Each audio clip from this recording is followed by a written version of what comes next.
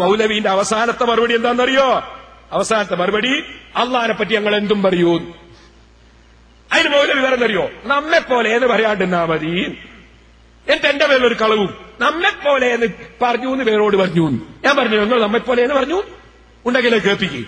ഇനി ഞാൻ ഒറ്റ ക്ലിപ്പും കൂടി വെച്ചിട്ട് ഞാൻ പ്രസംഗം നിൽക്കാം. ആ ക്ലിപ്പുകൾ എല്ലാവരും കേട്ടോളി. താനെപ്പറ്റി എന്ത് പറയുമ്പോൾ അവർ യോജിച്ചതുപോലെയാണ് മനസ്സിലാക്കി എവിടെ തകരാറ് വരാനുള്ളത്? താനെപ്പറ്റി എന്ത് പറയുമ്പോൾ അവർ യോജിച്ചതുപോലെയാണ് മനസ്സിലാക്കി എവിടെ തകരാറ് വരാനുള്ളത്? അള്ളാഹിനെ പറ്റി എന്ത് പറയുമ്പോൾ അവർ യോജിച്ചതുപോലെ എന്ന് വെച്ചാൽ പിന്നെ എന്ത് തകരാറുള്ളത്?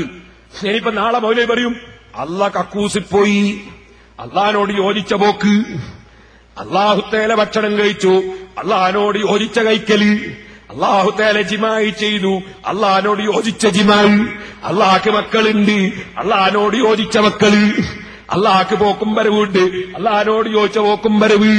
ഇങ്ങനെ അള്ളാഹിനോട് യോജിച്ചതങ്ങ് വെച്ചാല് അള്ളാഹിനെ പറ്റി എന്തും പറയാ.